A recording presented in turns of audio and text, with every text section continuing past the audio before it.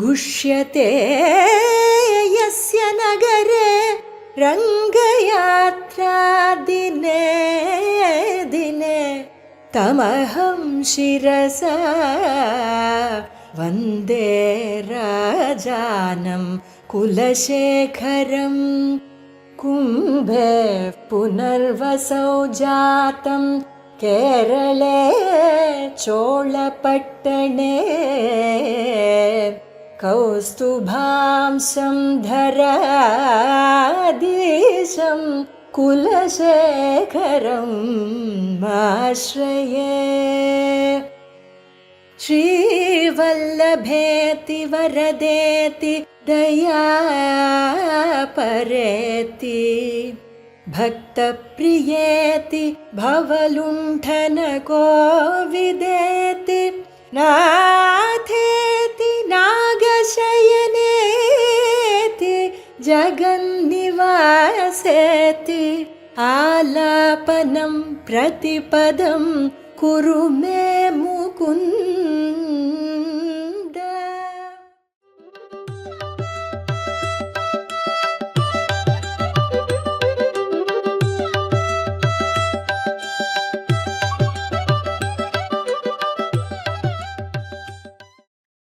श्रीशैलेश दयापात्रं दीभक्त्यादि गुणार्णवं यतीन्द्र प्रवणं वन्दे रम्यजामातरं मुनिं रम्यजामातृयोगीन्द्र पादरेखामयं सदा तदायत्तात्मसत्तादिं रामानुज मुनिं भजे.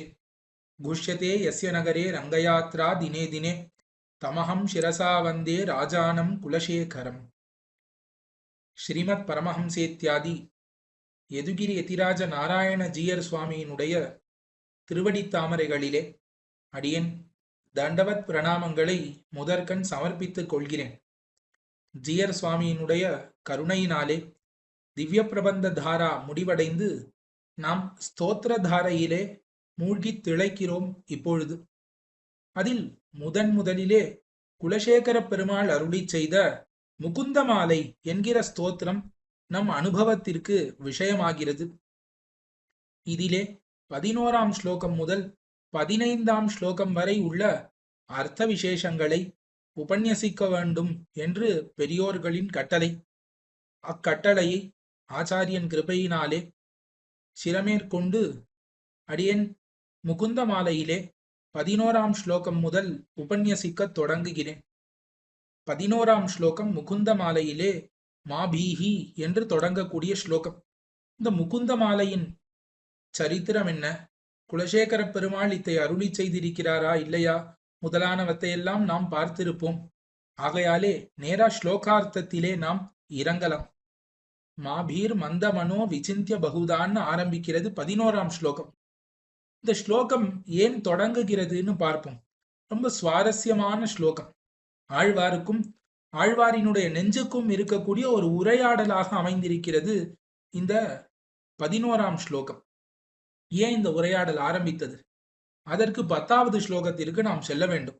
சரசிஜனயனே சசங்க சக்கரே முரபிதி மாவிரம ஸ்வசித்தரந்தும் சுகதரம் அபரம் நஜாது ஜானே ஹரிச்சரண ஸ்மரணாமிருத்தேன துல்லியம் என்று இது 10வது ஸ்லோகம். இதனுடைய அர்த்த விசேஷங்களை அனுபவித்திருப்பீர்கள். இதுல என்ன சொல்கிறார் குலசேகர பெருமாள்னு பார்த்தோமாகில் தன்னுடைய நெஞ்சை பார்த்து ஒரு அழகான உபதேசத்தை பண்ணுகிறார். ஓ நெஞ்சே, உனக்கு ஒன்னு சொல்கிறேன். நான் எம்பெருமான் இருக்கிறானே செந்தாமரை கண்ணன், அவனுடைய திருவடிகளிலேயே எப்பொழுதும் நீ இரு. இந்த ஹரிச்சரண ஸ்மரணம், எம்பெருமானினுடைய திருவடிகளை நாம் தியானிக்கிறோமே, மனதாலே நினைக்கிறோமே, அது பெரிய ஒரு அமிர்த பானத்துக்கு துல்லியம். அது ரொம்ப அமுதம் போன்று சுவைக்க கூடியது. தேனே மலரும் திருப்பாதம்னர் ஆழ்வார். இப்ப அந்த திருவடிகளை நெஞ்சாலே நினைத்தாலே அமுதம் சுரக்கும். அத கண்ணாலே அனுபவிக்கிறதுலாம் கேட்கவே வேண்டாம். இப்படி நெஞ்சாலே அந்த திருவடிகளை எப்பொழுதும் நினைக்கக்கூடிய அந்த அமுதம் இருக்கிறதே, அத்தை காட்டிலும் வேறு பெரிய சுகம் இந்த உலகத்துல இருக்கா? இல்லையே, அப்படி ஒண்ணு நாம் பார்க்க இல்லையே என்று இந்த ஆழ்வாரானவர் இந்த நெஞ்சை பார்த்து உபதேசித்தார். இந்த நெஞ்சானது ஆஹா சுகம் கிடைத்ததே, நாம் அனுபவிப்போம்னு ஓடி போய் எம்பெருமான் திருவடிகளை அனுபவித்ததாக தெரியவில்லை. ரொம்ப சோகமா உட்கார்ந்துருந்தது இந்த நெஞ்சு. ஆழ்வார் பார்த்தார், இந்த நெஞ்சு எதற்கு சோகமா உட்கார்ந்துட்டு இருக்கு அப்படின்னு புரியலையேன்னு யோசித்து பார்த்தார். இந்த நெஞ்சு என்ன பண்ணித்தான், நாமும் ரொம்ப பாப்பம் பண்ணியிருக்கோம். நாம் பண்ணாத பாபம்னே இந்த உலகத்துல கிடையாது. எல்லா வகையான பாபங்களையும் பண்ணி இருக்கிறோம். எல்லா வகையான பாபங்களுக்கும் விதவிதமான தண்டனைகள் நரகத்துல காத்து கொண்டிருக்கிறது நமக்கு. ஆகையாலே இந்த தண்டனைகள் எல்லாம் நினைச்சு மனதுல பயந்து போய் இந்த நெஞ்சானது அப்படியே சோகமாக உட்கார்ந்து இருந்தது. ரொம்ப பயந்து போய் கிடந்தது ஆழ்வாரினுடைய நெஞ்சு. உடனே ஆழ்வார் பார்த்தார், இந்த நெஞ்சின பாப்பத்தை பார்த்து போய் பயப்படுவாளா யாராவது? ஸ்ரீ வைஷ்ணவர்களாக இருக்கக்கூடியவர்களுக்கு பாப்பத்தை பார்த்து ஒரு பயம் வேண்டுமான்னு? அதெல்லாம் எம்பெருமான் பார்த்து கொள்கிறான். இது கூட தெரியலையே. இந்த நெஞ்சை நாம் தேத்துவோம், இதற்கு நல்ல உபதேசத்தை பண்ணுவோம் என்று இந்த மாபீகி என்கிற இந்த ஸ்லோகத்தை தொடங்குகிற குலசேகர பெருமாள். மாபீர் மந்தமனோ விசிந்திய பகுதா யாமீஷ்சிரம் யாத்தனாக நாமீ ந பிரபவந்தி பாப ரிபவஹா சுவாமி நனு ஸ்ரீதரஹா ஆலஸ்யம் வியபனீய பக்தி சுலபம் தியாயஸ்வ நாராயணம் லோகஸ்ய வியசனாபனோதன கரோ தாசஸ்ய கிம்னக்ஷமஹா. ரொம்ப அற்புதமான ஸ்லோகம். நாம் எல்லாரும் தினந்தோறும் அனுசந்திக்க வேண்டிய ஸ்லோகம். எப்போ பொழுதெல்லாம் யம பயம் ஏற்படுகிறதோ அப்பப்பெல்லாம் இந்த ஸ்லோகத்தை அனுசந்தித்து நாம் நம்மை தேத்தி கொள்ளலாம். இந்த நெஞ்சானது என்ன பண்ணி கொண்டு இருந்ததுங்கிறத சொல்றார். நெஞ்ச பார்த்து, ஏ நெஞ்சே, ஏ மந்த மனோன்னு கூப்பிடுறார். மந்த மனஹா, மந்த மனசே, ஏ நெஞ்சே, அற்பமான நெஞ்சா இருக்கியே, எதற்கெல்லாம் கவலைப்படணும்னு உனக்கு தெரிய வேண்டாமா? இதற்கு கவலைப்படக்கூடாது. எடுத்த உடனே மா பீஹி, உனக்கு பயம் உண்டாக வேண்டாம் அப்படின்னு எடுத்த உடனே அபயம் அளித்தார் ஆழ்வார் தன்னுடைய நெஞ்சுக்கு. மா பீஹி, சரி நான் எதற்கு வருத்தப்படுறேன்னு தெரியுமோ அப்படின்னு அந்த நெஞ்சு கேட்டது. அதற்கு ஆழ்வார் அருளி செய்கிறார், யாமீஹி யாத்தனாஹா சிரம் பகுதா விசிந்திய பீஹி மாஸ்தூன்னு அன்வை. யாமீஹி யாத்தனாகா, யாமீன யம சம்பந்தி யாத்தனாகா. இப்ப யமலோகத்திலே நமக்கு கிடைக்கக்கூடிய யாத்தனை, யாத்தனான்னு என்ன யம தண்டனைன்னு இவ்விடத்திலே அர்த்தம். பொதுவா யமலோகத்திலே யாத்தனா நிறைய தண்டனைகள்லாம் உண்டு. அந்த இடத்துல போனா யாத்தனா சரீரம்னு கூட ஒண்ணு புதுசா சரீரம் கிடைக்கும். அந்த சரீரத்துல என்ன விசேஷம்னா, அந்த சரீரத்துக்குள்ள நம்ம போட்டு அடைத்து விட்டார்கள் ஆகில் உயிரானது பிரியவே முடியாது. எண்ணெய் சட்டியில போட்டு வறுக்கலாம், முள் மேல நடக்க வைக்கலாம், நாய்களை விட்டு ஏவுவார்கள், இன்னும் என்னென்னவோ பண்ணுவார்கள். என்ன பண்ணாலும் என்ன ஆகும்னா துக்கம் மட்டும் நிரந்தரமாக வந்து கொண்டே இருக்குமே தவிர உடம்பை விட்டு உயிரானது சட்டென்று பிரியாது. இந்த உடம்பெல்லாம் ரொம்ப தாங்காது. கொஞ்சம் அடிபட்டாலே அது உயிரானது பிரிந்து போய்விடும். ஆனா அந்த யாதனா சரீரம் அப்படி இல்லை. நரகானுபவம் பண்ணுவதற்குன்னே தனி சரீரம். அந்த யாதனா சரீரத்திலே நம்மை இட்டு என்ன பண்ணுவார்கள்னா நிறைய தண்டனைகளை கொடுப்பார்கள். இந்த யாமீஹி யாத்தனாகா, யமனுடைய தண்டனைகள் இருக்கிறதே, இதை நினைத்து கொண்டு இந்த நெஞ்சு இருந்துதான். அதுவும் எப்படி? சீரம், ரொம்ப காலமா நினைச்சுட்டே இருந்துதான். இப்ப ஆழ்வார் வருகிறார், இவ்வளோ காலம் இந்த யம தண்டனையா நினைத்து கொண்டிருந்தாய், அந்த காலத்துல எம்பெருமான நினைக்க கூடாதா? இந்த யம பயமே உனக்கு வேண்டாமே அப்படின்னு ஆழ்வாருக்கு தாத்பரியம். சிரம் விசிந்திய, விசிந்தியான நினைத்துன்னு அர்த்தம். எப்படி இந்த நெஞ்சானது நினைத்து கொண்டிருந்ததுன்னா சிரம், சிரம்னா ரொம்ப காலம், வெகு காலமாக இந்த யம வேதனைகளையே நினைத்து கொண்டிருந்தது இந்த நெஞ்சு. அதனால ஆழ்வார் சிரம் விசிந்தியான்னு சொல்றார். அது மட்டும் இல்ல, பகுதா விசிந்திய, பகுதான பல விதமாகனு அர்த்தம். இந்த நெஞ்சானது என்ன பண்ணித்து, நம்ம எவ்வளவோ பாபம் பண்ணியிருக்கோம், ஒவ்வொரு பாபத்துக்கும் ஒவ்வொரு தண்டனை ஆச்சே, எல்லாத்துக்கும் சேர்த்து ஒரு தண்டனை அப்படின்னா பரவாயில்ல. அப்படி கிடையாது, ஒவ்வொரு பாவத்துக்கும் ஒவ்வொரு விதமான தண்டனை. எவ்வளவோ தண்டனைகள் யமலோகத்துல உண்டு, அவரவர்கள் கேள்விப்பட்டிருப்பீர்கள். அதுல எவ்வளவோ தண்டனைகளை பலவிதமாக நமக்கு கொடுப்பார்கள். அதனால பகுதா விசிந்திய, பலவிதமாக யோசித்து பார்த்துதான் இந்த நெஞ்சு, ஐயோ நாம் இந்த பாவம் பண்ணியிருக்கோமே, நமக்கு இந்த தண்டனை கொடுத்துட போறாளே, ஐயோ நம்ம அந்த பாவம் பண்ணியிருக்கோமே, நமக்கு அந்த தண்டனை கொடுத்துட போறாளே. இந்த மாதிரி நெஞ்சானது பற்பல விதமாக யோசிக்கிறது. யோ இதுல இருந்து தப்பிக்க வழி இல்லையா அப்படின்னு. சிரம் பகுதா விசிந்திய, வெகு காலமாக பற்பல விதமாக யமன் கொடுக்கக்கூடிய தண்டனைகளை எல்லாம் விசிந்திய பயமடைந்து இருந்தது. நினைத்து கொண்டு மனதுக்கு பயம் வந்து விட்டது. இந்த நெஞ்சுக்கு பயம் வந்து விட்டதுன்னா என்ன ஆகும்? பயந்து கொண்டே இருக்கும். பகவானை அனுபவிக்காதே. உடனே ஆழ்வார் இதை நினைத்து மா பீஹி, உனக்கு பீன பயம்னு அர்த்தம், மா சியாத் உனக்கு வேண்டாம், உனக்கு இதனாலே பயமானது உண்டாக வேண்டாம்னு ஆழ்வார் முதல்ல சொல்லிட்டார். இப்ப என்ன பண்ணிட்டார்? அபயம் அளித்து விட்டார் ஆழ்வார் எடுத்த உடனே, நீ பயப்படாதே அப்படின்னு. நாம் எல்லாம் என்ன சொல்லுவோம்? யாராவது ஒருத்தர் வந்து நாம் ரொம்ப பயத்துல இருக்கும் பொழுது பயப்படாதே அப்படின்னு சொன்னா, உனக்கு என்னப்பா அனுபவிக்கிற எனக்கு தானே கஷ்டம், நான்லாம் அனுபவிக்க போறேன், நீரா அனுபவிக்க போறீர் அப்படின்னு சொல்லுவோமே, அந்த மாதிரி நெஞ்சும் யோசித்து பார்த்திருக்கும். நீர் பயப்படாதேன்னு சொல்லிடுவீர், ஆனா நான் பண்ண பாபம் அப்படி, என்னுடைய பாபம் என்னை விடுமோ? ஒவ்வொருவர் பண்ண பாப புண்ணியங்கள் அவரவர்களே அனுபவிக்க வேண்டும்ங்கிறது சாஸ்திரம். ஆகையாலே நான் பண்ண பாபங்களை எல்லாம் நினைத்து பார்த்தால் இப்ப இந்த பயம் உண்டாகாமல் இருக்காது. எல்லாருக்கும் உண்டாகுமே.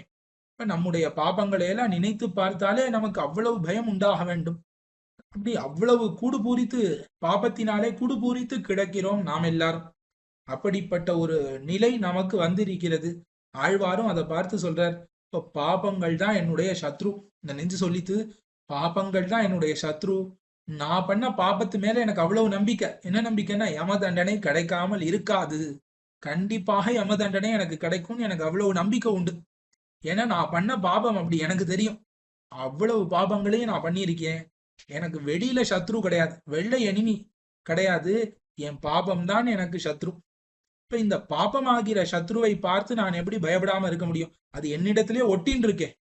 எங்கேயோ வெளியில இருக்கு, நம்மை வந்த தாக்கும்னு பரவாயில்ல, பாபமானது என்னிடத்திலேயே ஒட்டி கொண்டிருக்கிறது, அதுதான் என்னை பிடித்து ஆட்டுகிறது, இப்படி பயப்பட வைக்கிறது அப்படின்னு குலசேகர பெருமாளானவர் இந்த நெஞ்சு இப்படி நினைத்திருக்க கூடும் என்று நினைத்து கொண்டு அருளி செய்கிறார். நாமீன பிரபவந்தி பாப ரிபவஹா. பாப ரிபவஹா, ரிபுக்கள் என்றால் எதிரிகள், இப்ப சத்ருக்கள்னு அர்த்தம். இந்த பாப ரிபுக்கள், இந்த பாபம்ங்கிற பாவங்களாகிற சத்ருக்கள் இருக்கிறார்களே, அவைகள் நகா ந அமி பாபரிபவஹா பிரபவந்தி. அமி இந்த பாபரிப்புக்கள்னு காமிக்கிறார். நம் நெஞ்ச ஒட்டின் இருக்க இந்த பாபங்கள் எல்லாம், இந்த பாபங்கள்லாம் என்ன பண்ணும், இந்த பாபங்கள் ஆகிற எதிரிகள் சத்ருக்கள் நமக்கு எந்த ஒரு பிரபுத்தன்மையும், நம்மிடத்திலே எந்த ஒரு செங்கோல் செலுத்துதலையும் பண்ணாது. ந பிரபவந்தி அப்படின்னு சொல்லிட்ட. நீ இதுக்கு தானே பயப்படுற, பாபங்களை கண்டுதானே நீ அஞ்சுகிறாய். இந்த பாபங்கள்ங்கிற சத்ரு உன்னை எதுவும் பிடித்து ஆட்டி வைக்காது. இது எப்படி சொல்ல முடியும்? நஃப் பிரபவந்தி, பிரபவந்தி அப்படின்னா செங்கோல் செலுத்தாதுன்னு அர்த்தம். அது நமக்கு பிரபுக்களாக ஆகாது.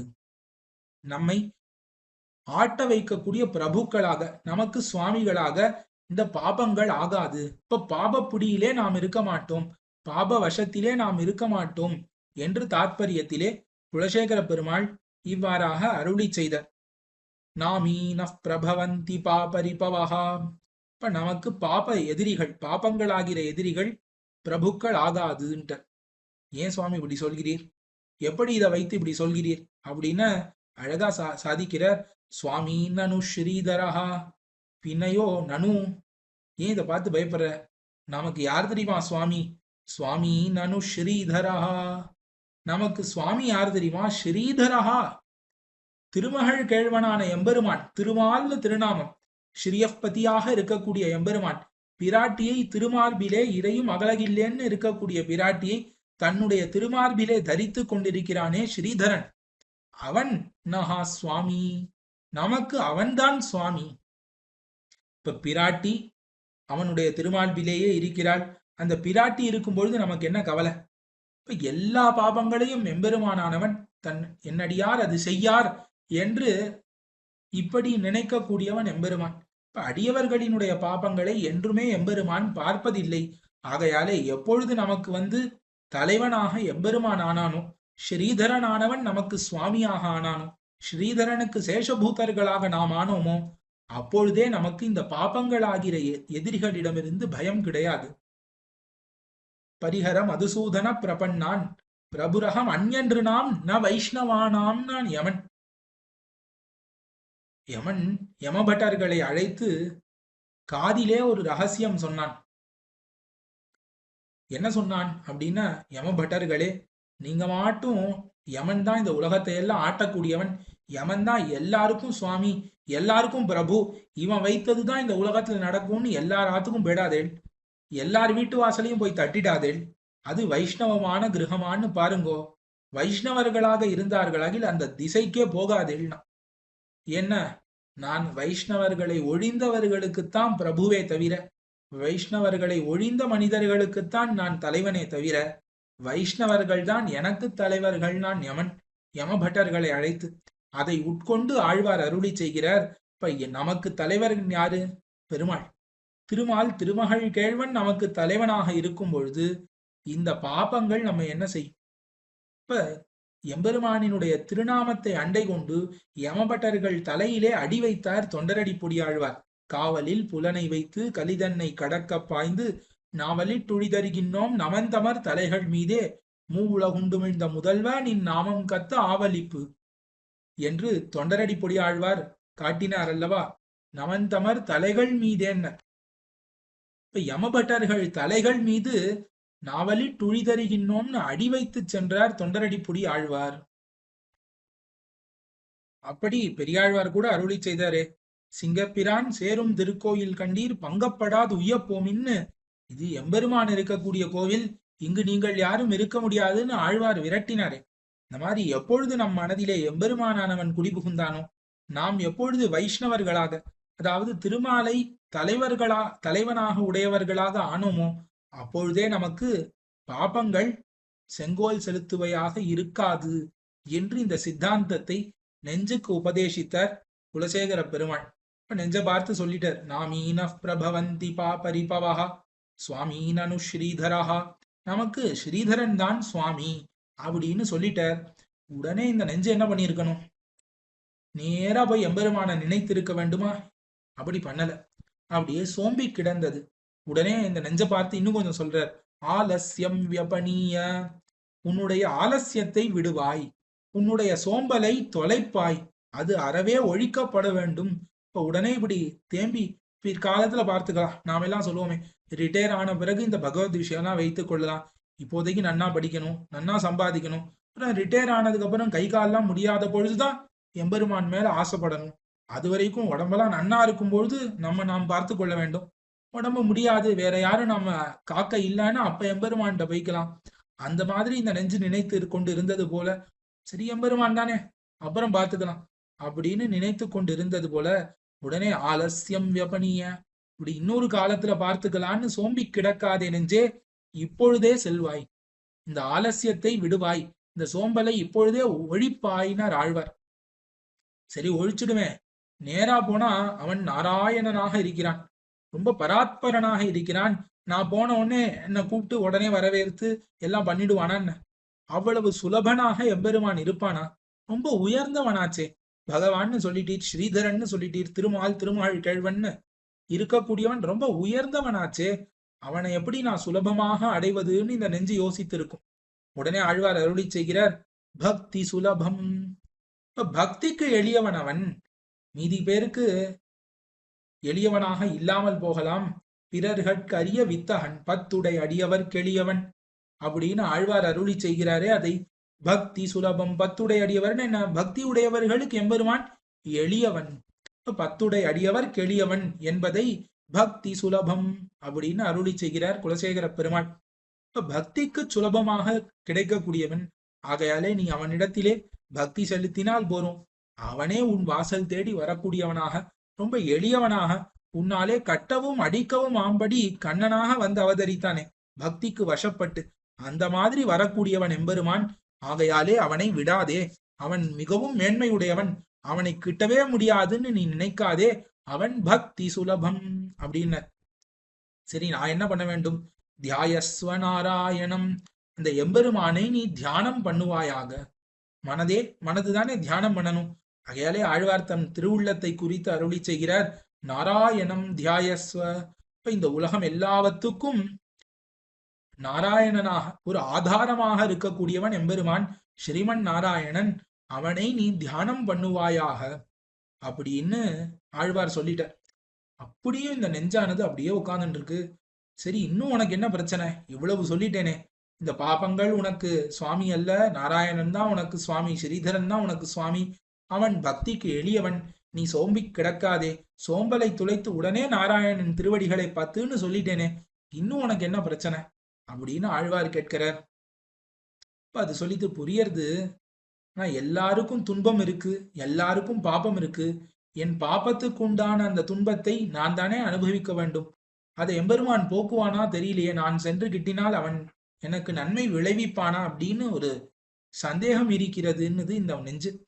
உடனே ஆழ்வார் அதை அழகாக காட்டுகிறார். குலசேகர பெருமாள் எப்படி காட்டுகிறார்னா, லோகஸ்ய வியசனாபனோதனகரஹ தாசஸ்ய கிம் நக்ஷமஹாம். எம்பெருமான் எப்படிப்பட்டவன் தெரியுமா? நாராயணன், தியாயஸ்வ நாராயணம்னு நான் சொன்னேனே, அந்த நாராயணன் லோகஸ்ய வியசனாபனோதனகரஹா. வியசனம் என்றால் துன்பம், அபனோதனம் என்றால் அத்தை போக்குதல். அபனோதன கரஹா போக்குபவன் அர்த்தம். இப்ப இந்த உலகத்திலே இருக்கக்கூடிய லோகஸ்ய, யாருக்குன்னு இன்னார் இணையார்னு கிடையாது, உலகம் எல்லாவத்துக்கும் பொழிலேழும் காவல் பூண்ட புகழானாய்னு இதுவே அவனுக்கு தொழில். இந்த உலகத்தை ரட்சிப்பதுதான், இந்த உலகத்தினுடைய துன்பங்களை போக்குவதுதான் அவனுக்கு தொழிலே. லோகஸ்ய, இந்த உலகத்துல இன்னார் இணையார்னு பார்க்காம எல்லாரும் உண்டு. அப்படிப்பட்ட எல்லாருக்கும் துன்பத்தை போக்கக்கூடிய அந்த எம்பெருமான் தன்னுடைய அடியவன் தாசஸ்ய கிம் நக்ஷமஹா, தன்னுடைய அடியவனான தன்னுடைய தாசனுக்கு போக மாட்டானான்னு. இப்போ உலகத்துல ஒரு பெரிய வள்ளல் இருக்கான், அவன் உலகத்துல இன்னார் இணையாருன்னு பார்க்காம அள்ளி செல்வத்தை வழங்கக்கூடியவனாக இருக்கிறான்னு, அவன் வீட்டிலேயே இருக்கக்கூடிய தாசனுக்கு அவன் எவ்வளவு கொடுப்பான்? அதை பத்தி கேட்க வேண்டுமா? நிறைய கொடுப்பான். உலகம் எல்லாத்துக்கும், யாரு என்னன்னே தெரியாதவர்களுக்கு கூட அள்ளி கொடுக்கக்கூடியவன். தனக்கு சொந்தமாக இருக்கக்கூடிய அந்த தாசன், தன் வீட்டிலே இருக்கக்கூடியவன், தன்னுடைய பிள்ளை முதலானவர்களுக்கு எவ்வளவு கொடுப்பான்? அதை பத்தி சொல்லணுமான்னு. அந்த மாதிரி லோகத்துக்கெல்லாம் துன்பத்தை போக்கக்கூடிய அந்த ஸ்ரீமன் நாராயணன் அவனுடைய தாசனாக இருக்கக்கூடிய நமக்கு பண்ண மாட்டானா என்ன? நக்ஷமஹா கிம், பாபத்தை போக்க மாட்டாரா என்ன என்று ஆழ்வார் இப்படி அந்த நெஞ்சை பார்த்து கேட்கிறாராம்.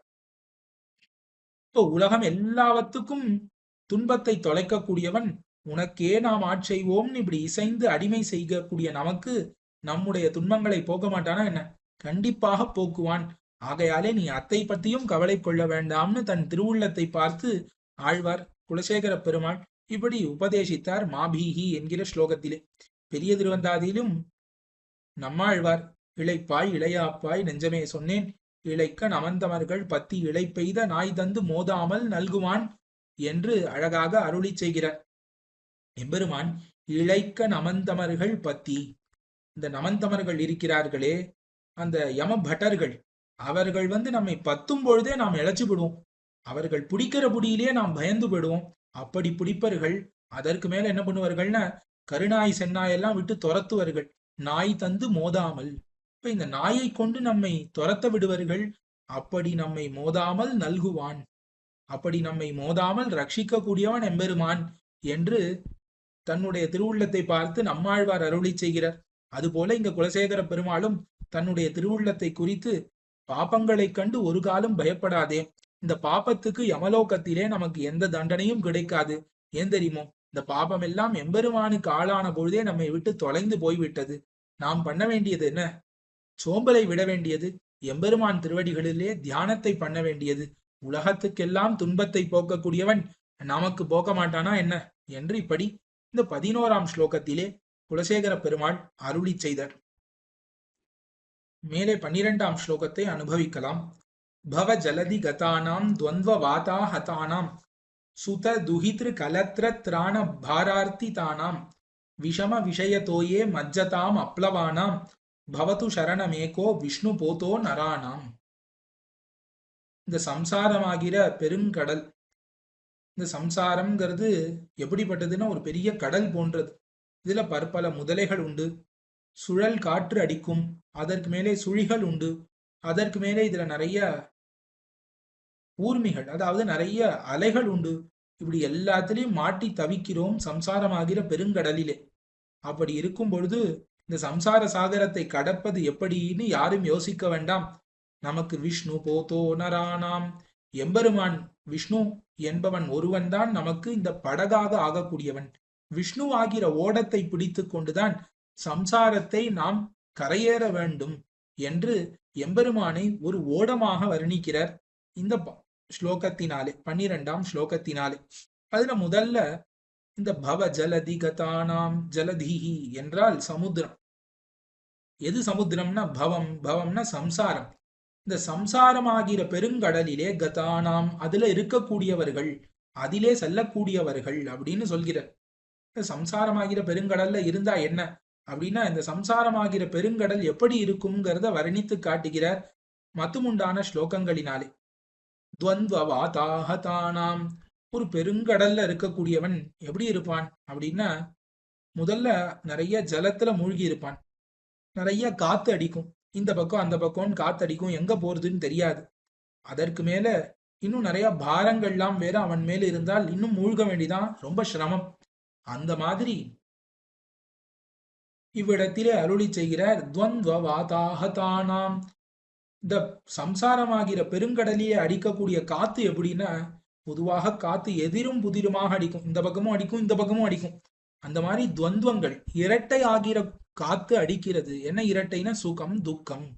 இப்ப இந்த சம்சாரத்துல சுகம்ங்கிற பேர்ல கொஞ்சோண்டு காத்தடிக்கும், ஆனா துக்கம்ங்கிற பேர்ல பெருங்காத்தடிக்கும்.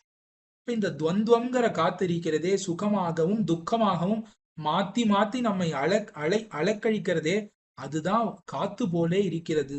இந்த காத்திலே இந்த பக்கமும் அந்த பக்கமும் நாம் ஆடிக்கொண்டிருக்கிறோம். இந்த சம்சாரத்திலே சுகம்னு ஒண்ணு வரும், கொஞ்சமா அதை அனுபவிச்சுட்டே இருப்போம். திடீர்னு பெரும் புயல் மாதிரி துக்கம்னு ஒண்ணு வரும், அதுல இந்த பக்கம் போவோம், திருப்பி சுகம் வரும், இந்த பக்கம் வருவோம்.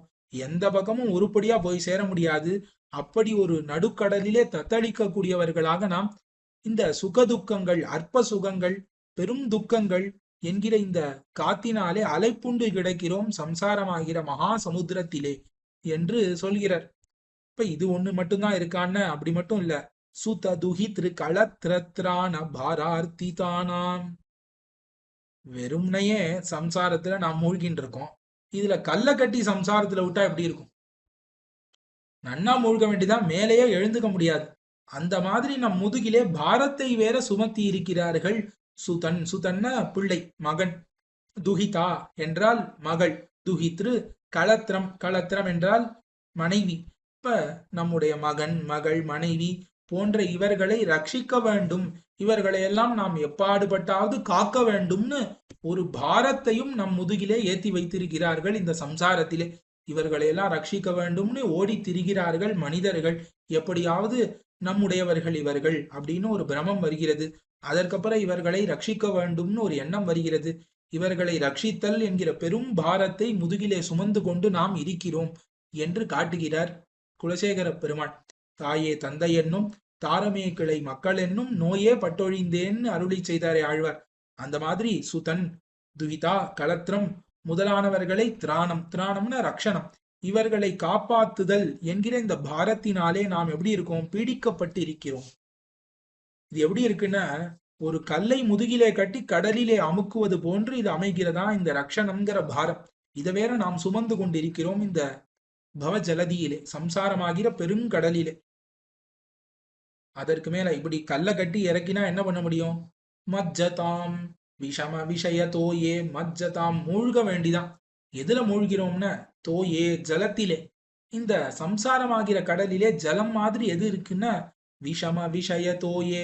இப்ப சப்தாதி விஷயங்கள்லாம் இருக்கே, இப்ப காதுக்கு இது இன்பமாக இருக்கிறதுன்னு பாடல் கேட்கிறோம், கண்ணுக்கு இன்பமாக இருக்கிறதுன்னு காட்சிகளை பார்க்கிறோம். மாதிரி ஒவ்வொரு நல்ல சுவையான உணவுகள், இந்த மாதிரி எல்லா இந்திரியங்களுக்கும் தீனி போடுகிறோமே. இந்த சப்தாதி விஷயங்கள் இது ரொம்ப விஷமமானது, ரொம்ப குரூரமான இந்த சப்தாதி விஷயங்களே பெரிய ஜலமாக இருக்கிறது. இந்த விஷயங்களிலே நாம் மூழ்கி அனுபவிக்கிறோம். அது எப்படி இருக்கு? ஜலத்துக்குள்ளே கல்லை கட்டி கொண்டு மூழ்குவது போல இருக்கிறது. இப்படி கல்லை கட்டி கொண்டு நடுக்கடலிலே காத்தாலே அலைப்புண்டு மூழ்கக்கூடிய நமக்கு ஏதோ ஒரு படகு கிடைச்சதுன்னா கூட நாம் போயிடலாம். அந்த மாதிரி சுத்தி முத்தி பார்த்தா அப்ளவானாம் எந்த ஒரு படகும் இல்லை. இப்படிப்பட்ட சம்சார சாகரத்தை கடப்பதற்கு ஒரு ஒரு உரிய படகு ஓடம் இல்லாதவர்களாக நாம் இருக்கிறோம். இப்படி இருக்கக்கூடிய நரானாம் மனிதர்களுக்கு விஷ்ணு போதா ஏகா சரணம் பவத்துன்னு அருளி செய்கிற. இப்ப விஷ்ணு ஆகிற போதம், போதம்னா ஓடம்னு அர்த்தம், அதாவது படகு. இந்த விஷ்ணு ஆகிற படகுதான் நமக்கு சரணம், ஒரே ரட்சகம். இந்த சம்சாரத்திலிருந்து நம்மை கடத்த வேண்டும்னா எம்பெருமான் ஆகிற படகால் மட்டும்தான் முடியுமே தவிர வேறு ஒருவராலும் முடியாதுன்னு இவ்விடத்திலே இந்த ஸ்லோகத்தினாலே குலசேகர பெருமாள் காட்டுகிறார். துன்பக் கடல் புக்கு வைகுந்தன் என்பதோர் தோணி பெறாது உழல்கின்றேன்னு ஆண்டாள் நாச்சியார் அருளி செய்தாள். அதை அடிவொத்தி அந்த போலவே அந்த அர்த்தத்தையே இந்த பவ ஜலதி கதானாம் என்கிற இந்த ஸ்லோகத்தினாலே சம்சாரமாகிற பெரும் கடல், அந்த கடலிலே சுகதுக்கங்களாகிற காத்து இந்த பக்கமும் அந்த பக்கமும் நம்மை ஆட்டுகிறது. அது மட்டும் இல்லாமல் நம்முடைய மக்கள் மனைவி இவர்களை எல்லாம் ரட்சிக்க வேண்டும்ங்கிற பெரும் பாரமாகிற பொறுப்பையும் நம் மீது சுமத்தி இருக்கிறார்கள். அந்த பொறுப்பினாலே நாம் பாரம் தாங்க முடியாமல் சப்தாதி விஷயங்களிலே அழுந்தி கிடக்கிறோம். கரையேறுவதற்கு வழி தெரியவில்லை, படகில்லை. இப்படி ஒரு நிலைமையிலே நீங்கள் இருந்தீர்களாகில் உங்களுக்கு ஒரே சரணம், ஒரே கதி, ஒரே ரட்சகம் எதுன்னா விஷ்ணு போதோ நரானாம், எம்பெருமானாகிற படகை தவிர வேறு வழி கிடையாது. அவன் திருவடிகளை பத்தி கொண்டு நாம் சம்சாரத்தை கரையேற வேண்டுமே தவிர நம்மாலே நீஞ்சி இந்த சம்சாரத்தை கடக்க முடியாது என்று ஆழ்வார் 12ஆம் ஸ்லோகத்தினாலே காட்டுகிறார். இது 12ஆம் ஸ்லோகம். 13ஆம் ஸ்லோகம். இந்த 13ஆம் ஸ்லோகத்திலே ஆழ்வார் என்ன அருளி செய்கிறார்னு பார்த்தா, தன்னுடைய நெஞ்சை பார்த்து உபதேசிக்கிறார் குலசேகர பெருமாள். என்ன உபதேசிக்கிறார்? நெஞ்சுக்கு திருப்பி என்ன ஆச்சுன்னா விஷ்ணு போதோ நரானாம்னு சொல்லிட்டார். இப்ப எம்பெருமான் தான் படகுன்னு சொன்ன பிறகும் இந்த படகு நமக்கு கிடைக்கணுமே. படகு இந்த உலகத்துல 1000 உண்டு. நடுக்கடலிலே தத்தளித்து கொண்டு இருக்கக்கூடிய நமக்கு படகு கிடைக்கலன்னா, ஒருவேளை அந்த படகுல ஏறி நமக்கு அனுமதி சீட்டு கொடுக்கவில்லையாகில் என்ன ஆகிறது அப்படின்னு ரொம்ப பயந்து கொண்டே இருந்ததா இந்த மனசு. அந்த மனசை தேத்துகிறார். கண்டிப்பாக எம்பெருமான் திருவடிகளிலே நீ பக்தி பண்ணுவாய், அந்த பக்தியே உன்னை தாண்டுவிக்கும், நீ பயப்படவே வேண்டாம் என்று உறுதிபட சென்ற ஸ்லோகத்திலே சொன்ன விஷயத்தையே இன்னும் திறம்பட உறுதிபட கூறுகிறார் திருடமாக. இந்த 13ஆம் ஸ்லோகத்திலே பவ ஜலதிம் அகாதம் துஸ்தரம் நிஸ்தரேயம் கதமகம் இதி சேதோ மாஸ்மகா காதரத்வம் சரசிஜ திருஷி தேவே தாவகீ பக்தி ரேகா நரக பிதி நிஷன்னா தாரயிஷ்யத்யவசியம் என்று ஸ்லோகம். ஹே சேதஹான்னு கூப்பிடுறார். ஹே நெஞ்சே, சேதோ அப்படின்னு நடுவுல வருதே. ஹே சேதஹா, நெஞ்சே வாராய், மனமே, உனக்கு நான் உபதேசிக்கிறேன். நீ இப்படி காதரத்வம் மாஸ்மகாஹ, இப்படி காதரத்தன்மையை அடையாதே. காதரன்னா ரொம்ப கவர்ட் அப்படின்னு சொல்கிறாரே, கோழை, அஞ்சி பயந்து இருக்கக்கூடியவன் காதரன்னு பேர். அப்படி காதரத்துவம், இப்படி அஞ்சி இருக்கக்கூடிய தன்மையை நீ அடையாதேங்கிறார். ஏன் நெஞ்ச அஞ்சி இருக்கிறதுன்னா, பவ ஜலதிம், இந்த சம்சாரமாகிற பெருங்கடலை நான் எப்படி தாண்ட போறேன்னு தெரியலையேன்னு பயந்து இருந்துதான். ஏன் அந்த சமுத்திரம் அவ்வளவு தாண்ட கஷ்டமான அகாதம், அது ரொம்ப ஆழமானது. அதனுடைய ஆழம் என்னன்னு கண்டுபிடிக்க முடியாது, அவ்வளவு ஆழமானது இந்த சம்சார சாகரம். சம்சார சாகரம் கோரம் அப்படின்னு சொல்லப்படுகிறதே, அப்படிப்பட்ட கோரமான இந்த சம்சார சாகரம் அகாதமானது. அகாதம்னா ரொம்ப ஆழமானதுன்னு தாத்பரியம். ஆழமாக இருக்கக்கூடிய சம்சார சாகரத்தை நம்மால கடக்க முடியாது. அது மட்டும் இல்ல, துஸ்தரம், துஸ்தரம்னா கடக்க முடியாததுன்னு அர்த்தம். சம்சார சாகரத்தை கடக்கவே முடியாதான்னா என்ன தாத்பரியம்? நம் முயற்சியினாலே கடக்க முடியாதுன்னு தாத்பரியம். எப்படி ஒரு சமுத்திரத்தை நம் முயற்சியினாலே நீஞ்சி கடக்க முடியாதோ, அந்த மாதிரி இந்த சம்சார சாகரத்தையும் நம்முடைய முயற்சியினாலே கடக்க முடியாது. அதை உட்கொண்டு துஸ்தரம், கடக்க முடியாதது, நம் முயற்சியினாலே ஒருபொழுதும் கடக்க முடியாத இந்த பவ ஜலதிம் சம்சார சாகரத்தை அகம் கதம் நிஸ்தரேயம், நான் எப்படி கடப்பேன் அப்படின்னு இந்த நெஞ்சுக்கு கவலை. இப்ப இது நம்மால கடக்க முடியாதுன்னு தெரியும், ரொம்ப ஆழமானதுன்னு தெரியும், சம்சார சாகரம்னு தெரியும். இத போய் நான் எப்படி கடப்பேன்னு இந்த நெஞ்சானது நினைத்து கொண்டு காதரத்துவம், இப்ப ரொம்ப கோழைத்தன்மையை அடைந்தது. ரொம்ப கோழையாக, ரொம்ப பயந்து போய் ரொம்ப அஞ்சி கிடந்தது இந்த நெஞ்சு. அதை பார்த்து ஆழ்வார் கூறுகிறார், காதரத்துவம் மாஸ்மகாஹா, அஞ்சி இருக்கும் தன்மையை நீ அடையாதே, அஞ்சி இருப்பதை கைவிடு அப்படின்னு என்ன அர்த்தம்? அஞ்சாதே, நீ பயப்படாதேன்னு சொல்கிறார் ஆழ்வார். ஏன் பயப்படாதேன்னு சொல்கிறீர்?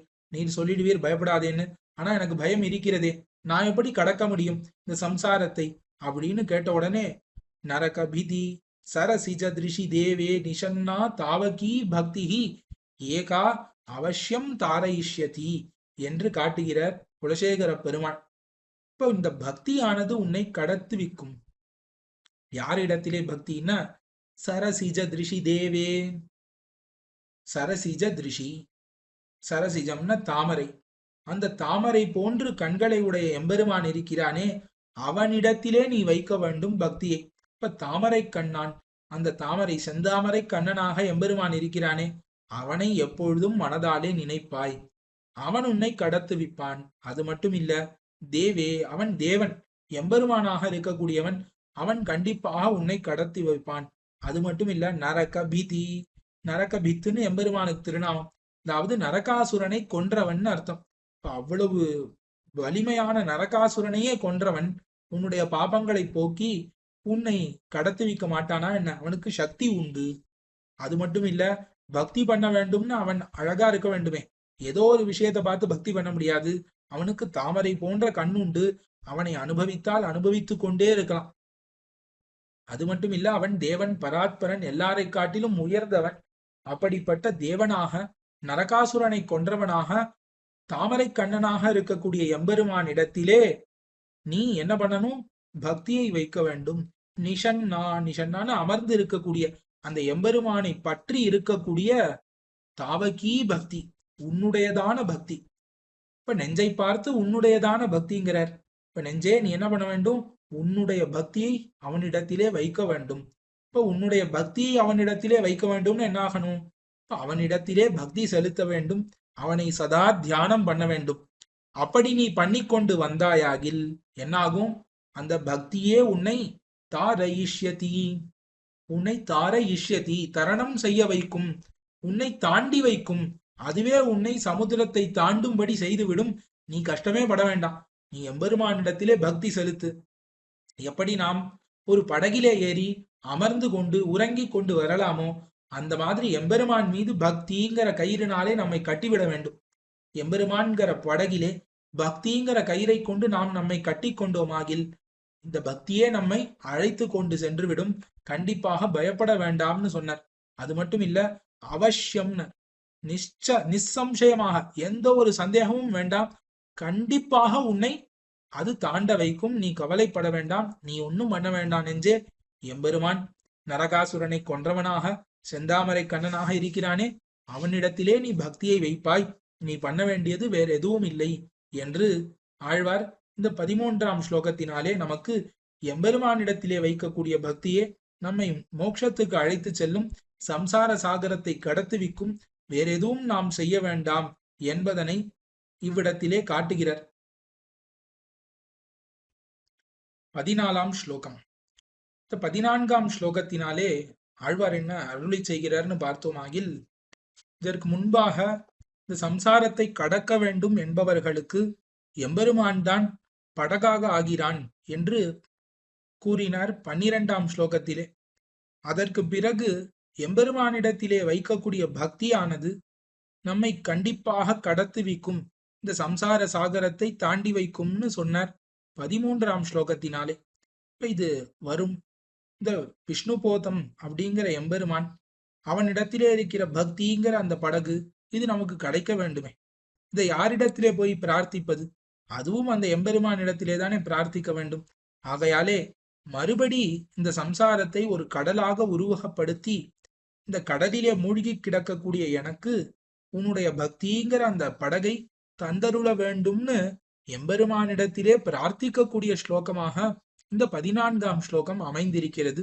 அதனுடைய அர்த்த விசேஷங்களை அனுபவிக்கலாம். திருஷ்ணா தோயே மதன பவனோத்தூத மோகோர்மி மாலே தாராவர்த்தே தனய சகஜ கிராக சங்காகுலேச்ச சம்சாராக்கியே மகதி ஜலதௌ மஜ்ஜதாம் நஸ்திரிதாமன் பாதாம்போஜே வரத பவதோ பக்திநாவம் பிரயச்ச. இதுதான் ஸ்லோகம். வரத அப்படின்னு எம்பெருமானை கூப்பிடுகிறார். வரதன்னு என்ன அர்த்தம்? வரம் ததாத்தின்னு சொல்கிறார்கள். இப்ப கேட்ட வரத்தை எல்லாம் அளிக்கக்கூடியவனுக்கு வரதன்னு பேர். எப்பொழுதும் கேட்டதை கொடுத்து கொண்டே இருக்கக்கூடியவன். இப்ப வரதன்னே திருநாமம் உடையவனாக எம்பெருமான் இருக்கிறான். இப்ப அவனை வரதன்னு கூப்பிடுறதுலயே ஒரு விசேஷனம் இருக்கு. இப்ப நானும் ஒன்னு கேட்க போகிறேன், அதை நீ எனக்கு தந்தருள வேண்டும் என்று தாத்பரியத்திலே வரதன்னு எம்பெருமானை அழைக்கிறார். ஏ வரதனே, அடியேன் ஒண்ணு வேண்டுகிறேன், அதை கொடுக்க வேண்டும்னு கேட்டார் ஆழ்வார்.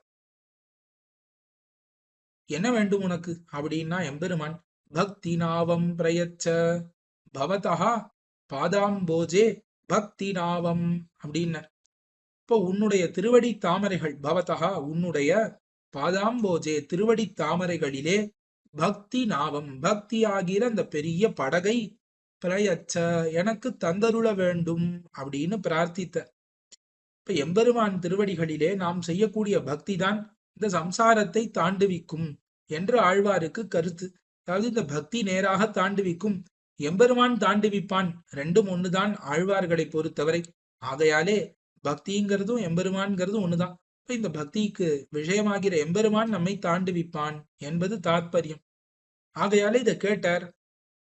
அப்படி நீர் என்ன கஷ்டப்படுறீர், சம்சாரத்தினுடைய தன்மை உமக்கு தெரியுமான்னு எம்பெருமான் கேட்டான்.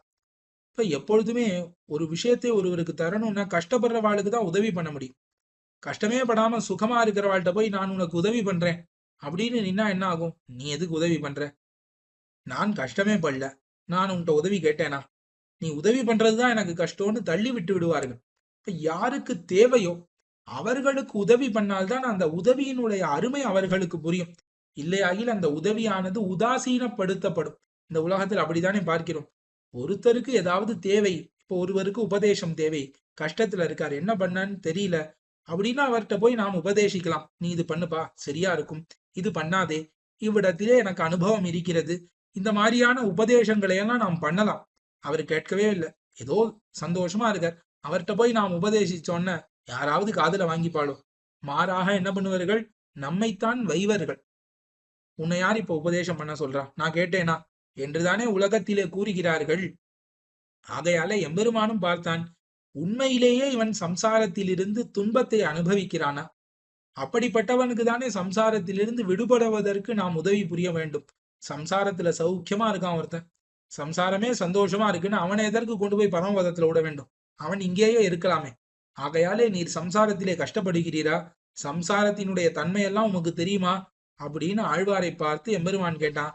அப்படி திருவுள்ளத்திலே கொண்டு சம்சாரம் எவ்வளவு கொடியது, சம்சாரத்திலே நான் எவ்வளவு துன்பங்களை அனுபவிக்கிறேன் என்பதை ஸ்லோகத்திலே உள்ள 3 அடிகளாலே விளக்குகிறார் ஆழ்வார்.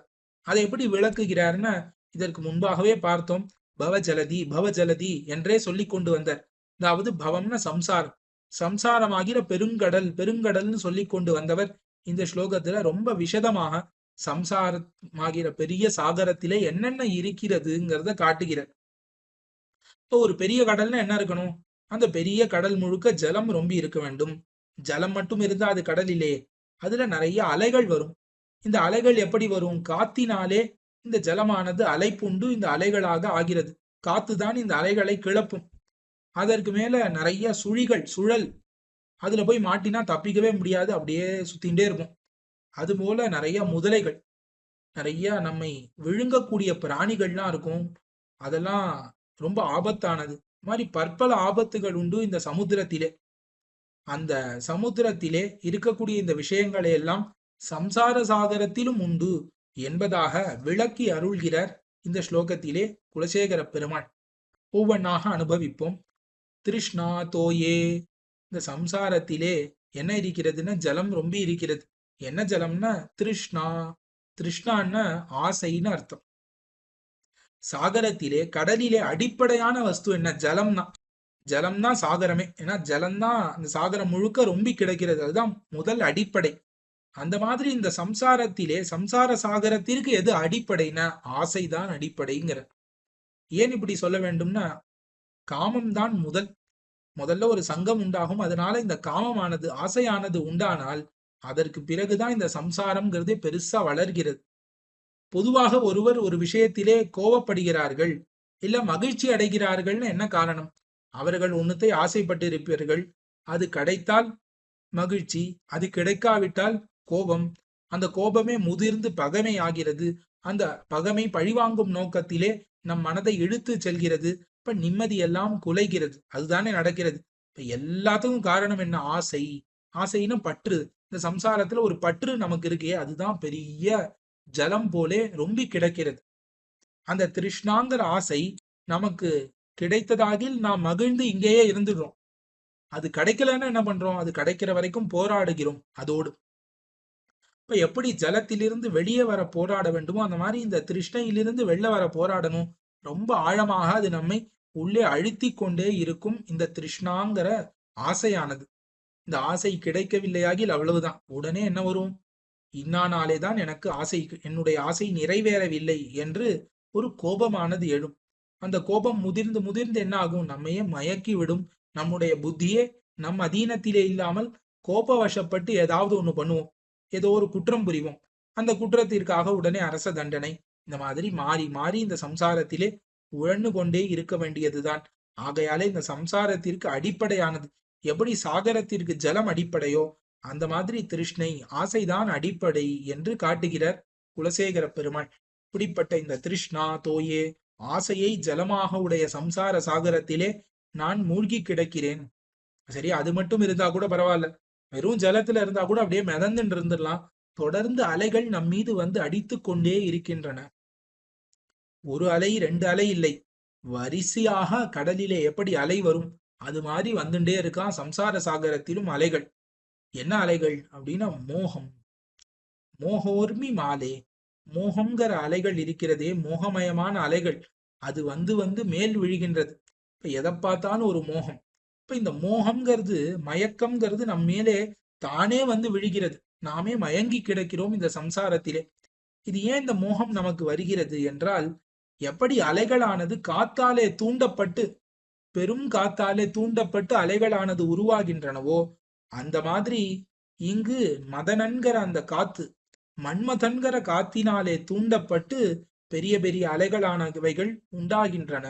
மதன பவன உத்தூதம். மதனன் என்றால் மன்மதன், அதாவது காமம். இந்த மன்மதன் ஆகிற இந்த காத்து இருக்கிறதே, வாயு, அது பெரிய பெரிய மோகங்களை கிளப்புகின்றன. இந்த காத்து அடிக்கடிக்க மன்மதன், காமம், ஆசைங்கிற இந்த காத்து, மன்மதன் என்கிற இந்த காத்து வீச வீச, காமம் என்கிற இந்த காத்து வீச வீச மோகம் என்கிற அந்த அலைகள் உண்டாகி கொண்டே இருக்கும். இப்போ ஒரு இடத்துல காமம், கண்மூடித்தனமான ஒரு பற்று, அன்பு இருந்ததாகில் உடனே புத்தி மழுங்கி போய் மோகமானது உண்டாகிறது. ஆகையாலே இந்த மதனன் என்கிற பவனத்தினாலே, காத்தினாலே கிளப்பப்பட்ட மோகமாகிற பெரிய அலைகள், அது மாலா, மாலான என்ன வரிசை, அலைகளின் வரிசை வந்து நம்மை தாக்கி கொண்டே இருக்கின்றனங்கிறார் ஆழ்வார். அப்ப காமம் இருந்தால் மோகம் தானாகவே ஏற்படுகிறதுங்கிறது இதனால நிச்சிதமாயிடுது. இப்ப அலைகளும் இங்கு ஒரு குறைவும் இல்லாமல் நிறைய இருக்கிறதுன்னு சம்சார சாகரத்தை வர்ணித்தார் குலசேகர பெருமாள். அதற்கு மேலே தாராவர்த்தே, சுழிகள் இருக்க வேண்டுமே. அந்த சுழிகள் எதுன்னா தாரா, தாராகான்னா மனைவிகள்னு அர்த்தம். இப்ப மனைவிகள்னு என்ன? அந்த இல்லற வாழ்க்கை என்கிற பெரிய சுழிகள், அதிலே மாட்டிக்கொண்டால் மறுபடி வெளியே வரவே முடியாதே. அதிலேயே சுற்றி கொண்டு மனைவி, மனைவிக்கு அப்புறம் மக்கள், அவர்களுக்கு அப்புறம் பேரன், இப்படியே இருக்க வேண்டிதான். இதற்கு சிறந்த உதாகரணம் ஆவர்த்தம் அப்படின்னா சுழல். இப்ப சுழிகள்னு சொல்லுவார்கள். இந்த மனைவி ஆகிற பெரும் சுழிகளை உடைத்தாக இருக்கிறது அப்படின்னு இதற்கு தாற்பயம். சௌபரி என்கிற பெரிய முனிவரானவர் ஜலத்துக்குள்ளே தவம் செய்து கொண்டு இருந்தார். அப்பொழுது ஒரு பெரிய மீனானது விளையாடி கொண்டிருந்தது. அந்த மீனுக்கு நிறைய குட்டி எல்லாம் போட்டுது. அந்த குட்டி இன்னும் குட்டிகளை போட்டுது. பேரன் பேத்திகள் நிறைய மனைவி மக்களோட அந்த மீனானது சந்தோஷமா திரிந்து கொண்டே இருந்தது. அதை பார்த்துட்டே இருந்தார். இப்ப தவம் பண்ணி இருந்தவருக்கு மனது கலைந்து போய் என்ன ஆயிடுத்து, மீனை பார்த்தார். இன்னைக்கு பார்த்தார் 4 பேர் மீனுக்கு சுத்தி இருந்தா. திருப்பி கொஞ்ச நாள் கழிச்சு நிறைய குட்டி போட்டு மீன் நிறைய ஆனது. இப்ப நிறைய மீன்கள் இருந்தது. அந்த மீன்கள்னு அது பெரிய சமூகமாக உருவெடுத்து குட்டி, குழந்தைகள், பேரன் பேத்தி எல்லாரோடையும் அந்த மீனானது சந்தோஷமா டெய்லி விளையாடி இருந்தது. இப்படி தவத்தை பார்த்துட்டு இருந்தவர் தவத்தை விட்டு இதை பார்க்க ஆரம்பிச்சார். உடனே அவருக்கும், நாமும் எதுக்கு தவம் பண்ண வேண்டும், நமக்கும் மனைவி மக்கள்லாம் இருந்தா சந்தோஷமா இருக்கலாமே, அதுதான் உண்மையான சுகம், கொஞ்ச நாள் அனுபவிச்சுட்டு வரலாம் அப்படின்னு நினைச்சு ஜலத்திலிருந்து வெளியே வந்தார். நேரா அந்த நாட்டின் அரசனிடம் போனார். எனக்கு மனைவிகள்லாம் வேண்டும், உன்னுடைய பெண்கள் அவர்கள்ல யாராவது எனக்கு கல்யாணம் பண்ணி கொடுன்னு கேட்டார். அவனுக்கு 50 பெண்கள் இருந்தார்கள். இவன் இந்த தபோ வேஷத்துல இந்த சௌபரி வந்திருக்கிறாரே, இவருக்கு போய் கொடுக்க வேண்டுமா, இவரை பார்த்தாலே சகிக்கலையே, இவருக்கு போய் என் பொண்ணை கொடுக்க வேண்டுமான்னு அந்த அரசனுக்கு எண்ணம். அதனால அவன் சாமர்த்தியமா என்ன சொன்னா, இவரை பார்த்தாலே எந்த பொண்ணுக்கும் பிடிக்காது, ஆகையாலே என்ன சொன்னா, நான் உன்னை கூட்டின்னு போறேன், 50 பெண்களிடத்திலும் கூட்டின்னு போறேன், அவர்களிலே யார் உன்னை திருமணம் செய்ய விருப்பம்னு சொல்கிறார்களோ அவர்களை உனக்கு திருமணம் புரிந்து கொடுக்கிறேன்னு சொல்லிவிட்டான் அந்த அரசன். நான் யார் சொல்ல போறான்னு அவனுக்கு எண்ணம். மனசுல யாரு சொல்ல போறா இந்த மாதிரி ஒரு தபோ வேஷத்துல பெரிய தாடி சடா முடின்னு இருக்கிறவர்களை பார்த்து எந்த பெண் தான் ஆசைப்படுவாள்னு அப்படி சொல்லிவிட்டான் அந்த அரசன். அவன் கூட்டிக் கொண்டு போகிறான் மாந்தாத்தா. அப்படி போகும்பொழுது அந்த அந்தப்புறத்திலே செல்லும் பொழுது தன்னுடைய யோக மகிமையினாலே ஒரு அழகான உருவத்தை எடுத்துக்கொண்டார் சௌபரி. 50 பெண்களும் நான் தான் இவரை கல்யாணம் பண்ணிப்பேன்னு சொல்லிட்டா. வேற வழி இல்லாமல் 50 பேரையும் கல்யாணம் பண்ணி வச்சுட்டான். 50 பேரோடு 50 உடம்பை எடுத்துக்கொண்டு 50 வீடுகள், 50 தோட்டங்கள், எல்லாம் 50 குளங்கள், ஒரு குறைவும் இல்லாமல் ஜலக்கிரீடை பண்ணுவதற்கிடம், விளையாடுவதற்கு உத்தியானம், எந்த ஒரு குறைவும் இல்லாமல் சௌபரியானவர் ரமித்துக் கொண்டிருந்தார். யோக மகிமையினாலே 50 சரீரம், 50 உடம்புகளை எடுத்துக்கொண்டு இப்படி இருந்தார். இப்படி இருந்தவருக்கு பிள்ளைகள் பிறந்தார்கள். அதற்கப்புறம் என்ன நினைச்சார், இப்பதானே பிள்ளைகள் பிறந்திருக்கா, இப்பவே தபத்துக்கு போகணுமா, பேரன் பிறக்கட்டுமே அப்புறம் போலாம் அப்படின்னு நினைச்சார். அப்புறம் பேரன்களும் பிறந்தார்கள். இப்பதானே பேரன் பிறந்திருக்கா, அடுத்தது பிறக்கட்டுமே நினைச்சுட்டே இருக்கச்சு அவருக்கு ஒண்ணு தோணித்து, இதுக்கு ஒரு முடிவே இல்லையா? ஏதோ மனைவி வேண்டும்னு ஆசைப்பட்டோம், மனைவி கிடைத்தாள். அப்புறம் ஆசை முடிஞ்சிடும்னு பார்த்தா மகன் வேண்டும்னு ஆசைப்படுறோம், மகனும் கிடைத்தான். அப்புறம் ஆசை முடிஞ்சிடும்னு பார்த்தா மகனுக்கு கல்யாணம் ஆக வேண்டும்னு ஆசைப்படுறோம். அந்த ஆசையும் நிறைவேறியதுன்னு அதோட ஆசை முடிஞ்சிடுமான்னு பார்த்தா அவனுக்கு ஒரு புள்ள பிறக்க வேண்டும். இப்ப பெரியவர்கள்லாம் சொல்லுவார்கள், நம்ம பிறந்த உடனே நம்மள்ட்ட சொல்லியிருப்பார்கள், நீ பிறக்கணும்னு தான் நான் காத்துட்டு இருந்தேன், உயிரையே பிடிச்சுட்டு இருந்தேன் பேர். அப்புறம் நன்னாதான் இருப்பா, நமக்கு கல்யாண வயசு வரும். அப்ப நம்மை பார்த்து சொல்லுவார்கள், உனக்கு கல்யாணம் ஆகணும், கல்யாணத்தை பார்க்கணும்னு தான் நான் என் உயிரை பிடிச்சுட்டு இருக்கேன்பா. அப்படியும் நன்னாதான் இருப்பா. நமக்கு கல்யாணம் ஆகி கொஞ்சம் வருஷம் ஆனோடனே உனக்கு ஒரு குழந்தை பிறக்கணும், உன் குழந்தைய பார்த்துட்டு போகணும்னு தான் நான் உயிரை பிடிச்சுட்டு இருக்கேன்பா. அந்த குழந்தையும் பிறந்ததுன்னு அப்பயும் உயிரை விட மனசு வராது. இந்த குழந்தைக்கு கல்யாணம் ஆனும், அதை பார்த்துட்டு நான் நிம்மதியா போவேன். இப்படியே ஏதோ ஒண்ணு சொல்லிக்கொண்டே இருப்போம். அப்படித்தானே எல்லாரும் இருக்கும். அந்த மாதிரி இந்த தாரா அப்படின்னு மனைவின்னு சொன்னது இது எல்லாத்துக்கும் உபலட்சணம். இது எல்லாத்தையும் கருதிதான் சொல்லுகிறார். எப்படி ஒரு சுழலுக்குள்ளே சிக்கி கொண்டால் அது சுத்தி சுத்தி சுத்தி சுத்தி வெள்ளையே வர விடாதோ, அந்த மாதிரி இந்த சம்சார இல்லற வாழ்க்கை என்கிற இந்த சுழலிலே சிக்கி கொண்டால் மறுபடி மறுபடி ஏதோ ஒன்று சுத்தின்றே இருக்க வேண்டிதானே தவிர அதிலிருந்து வெளியே வர முடியாது என்பதை தாற்பயமாக கொண்டு தாராவர்த்தே. இப்ப இந்த மனைவியை சுழலாக கொண்டது, சுழிகளாக கொண்டதுன்னு அருளி செய்தார் குலசேகர பெருமாள். அதற்கு மேல நிறைய என்ன இருக்கு அப்படின்னா, முதலைகள் தனைய சகஜ கிராக சங்கா குலேச்ச, முதலை கூட்டங்கள் இருக்கான். தனையன்னா மகன், நமக்கு பிறந்த மக்கள், சகஜர்கள், சகஜரன்னா உடன் பிறந்தவர்கள். கேட்கவே வேண்டாம், உடன் பிறந்தவர்கள் எவ்வளவு பாடா படுத்துவர்கள்னு. உடன் பிறந்தவர்கள்னாலே ஒரு சண்டைங்கிறது எல்லார் குடும்பத்திலையும் உண்டே. இப்ப பிள்ளை அப்படின்னால அவனும் இவர்கள்லாம் என்ன பண்ணுவார்கள், நம்ம இடத்துல இருந்து ஏதாவது புடுங்க வேண்டும், நம்ம எப்படியாவது தோற்கடிக்க வேண்டும்னு பார்ப்பார்கள். இப்ப பிள்ளை என்ன பண்ணுவான், என்னுடைய தகப்பனாரின் செல்வம் எல்லாம் எனக்கு வேண்டும், அவர்கிட்ட முடிஞ்ச அளவுக்கு கறக்க வேண்டும், இந்த சம்சாரத்துல அவரை வைத்துக் கொண்டே இருக்க வேண்டும்னு பார்ப்பான். அதற்கு மேல உடன் பிறப்புகள் கேட்கவே வேண்டாம், முதலை போன்று நம்மை பிடித்து இழுப்பர்கள். அதனால கிராகம்னா முதலை, சங்கம்னா கூட்டம். அதனாலே கலங்கி இருக்கிறதாம் இந்த சம்சாரம். உடன் பிறந்தவர்கள் என்ன, நமக்கு பிறந்தவர்கள் என்ன, இவர்களாகிற முதலைகளின் கூட்டங்களினாலே நிறைந்து கலங்கி கிடக்கிறது இந்த சம்சாரம். எப்படா இவன் சிக்குவான், எப்படா இவனை பிடிச்சு இந்த சம்சாரத்துக்குள்ள இழுத்து விடலான்னு பார்த்து கொண்டே இருப்பர்கள் இவர்கள் எல்லாம். ஆகையாலே இந்த துக்கமும் எனக்கு வேண்டாம்ங்கிறார் ஆழ்வார். தனைய சகஜ கிராக சங்காகுலேச்ச, இப்படிப்பட்ட சம்சார ஆக்கியே மகதி ஜலது. சம்சாரம்னு இந்த சாகரத்துக்கு பேரு. பொதுவான சாகரத்தை கூட நீஞ்சிடலாம் போல இருக்கு, இந்த சம்சாரம்ங்கிற சாகரத்தை நீஞ்ச முடியாது. மகதி ஜலது, பெரிதான கடல். இந்த உலகத்திலே பெரிய கடல் என்னன்னு கேட்டா நாம் எல்லாம் என்ன சொல்லணும், சம்சாரம் தான் பெரிய கடல். மகதி ஜலதோ மஜ்ஜதாம், மூழ்கி கிடக்கிறோம் நாம். மஜ்ஜதாம் நகா, நகான நமக்கு, அடியோங்களுக்குன்னு அர்த்தம். இப்படிப்பட்ட பெரிய சம்சாரமாகிற கடலிலே மூழ்கி கிடக்கக்கூடிய நமக்கு நீ பக்திங்கிற நாவத்தை கொடுக்க வேண்டும், பக்திங்கிற அந்த ஓடத்தை தந்தருள வேண்டும்னு பிரார்த்தித்த. அதற்கு மேல ஒரு வார்த்தை கூறுகிறார், திரிதாமன். திரிதாமன் அப்படின்னா என்ன அர்த்தம் அப்படின்னா, தாமம் அப்படின்னா இடம், இருப்பிடம்னு அர்த்தம். திரிதாமன், 3 இருப்பிடங்களை உடையவன், அதாவது 3 இடங்களிலே எழுந்தருளி இருக்கக்கூடியவனே அப்படின்னு தாத்பரியம். அப்ப விண்மீது இருப்பாய், மலைமேல் நிற்பாய், கடல் சேர்ப்பாய் என்று ஆழ்வார் 3 இடங்களை சொன்னாரே. விண்மீது இருப்பாய் பரமபதத்திலே இருப்பு, கடல் சேர்ப்பாய் திருப்பார்கடலிலே இருப்பு, மலைமேல் நிற்பாய்னு திருவேங்கடத்திலே இருப்பு. இப்ப பரமபதத்துல இருக்கான். பரமபதத்திலிருந்து பரமபதத்தை விட்டு திருப்பார்கடலுக்கு எதுக்கு வந்தான்? எல்லாரையும் ரட்சிக்க வேண்டும்னு வந்தான். அந்த திருப்பார்கடலையும் விட்டு திருமலை மேல எதற்கு வந்து நின்னான்? திருவேங்கடமுடையானாக என்னை ரட்சிக்க வேண்டும் தானே நீ வந்து நிற்கிறாய். இப்ப இந்த படகானது நமக்கு அருகிலே வர வேண்டும். இந்த பகவான் ஆகிற படகு, பகவான் ஆகிற பாலம் எப்படிப்பட்டதுன்னா பெரிய படகம். இந்த படகு திருவேங்கடம் மலையிலே எம்பெருமானை பிடித்து கொண்டால் நேரா பரமபதத்திற்கு அழைத்து சென்றுவிடும். இப்ப இந்த படகுக்காரனுக்கு இந்த கரையும் அந்த கரையும் வசப்பட்டு இருக்க வேண்டும். அந்த மாதிரி எம்பெருமானுக்கு பரமபதம், திருப்பார்கடல், அதற்கு மேலே திருவேங்கடம், இது மூன்றும் வசப்பட்டது என்று அருளி செய்கிறார் ஆழ்வார். இதுல வேதங்களிலும் அம்பஸ்ய பாரே பாரே புவனஸ்ய மத்தியே நாகஸ்ய பிருஷ்டேன்னு 3 இடங்களிலும் எம்பெருமான் வந்து வசிக்கிறான்னு சொல்றது. திரிதாமன் 3 இடங்களிலே இருக்கக்கூடியவன், எல்லா இடங்களிலும் நிறைந்தவன்கிறதுல தாத்பரியம். ஆகையாலே எல்லா இடங்களிலும் நிறைந்தவனே நீ, எனக்காக நீ என்ன பண்ண வேண்டும்? வரதனாக இருக்கிறாய். நீ எனக்கு பக்திங்கிற அந்த படகை, ஓடத்தை பிரயச்சா தந்தருள வேண்டும்னு பிரார்த்திக்கிறார் ஆழ்வார் இந்த ஸ்லோகத்தினாலே. இந்த ஸ்லோகத்துல என்ன தாத்பரியம் என்றால், ஆசையாகிற ஜலம் எப்படி கடல்ல ஜலம் இருக்குமோ, இங்க சம்சாரத்துல ஆசைங்கிற ஜலம் நிறைய இருக்கும். அதற்கு மேல எப்படி கடல்ல அலைகள் வருமோ, அந்த மாதிரி இங்கேயும் மோகம்ங்கிற அலைகள் வந்து கொண்டே இருக்கும்.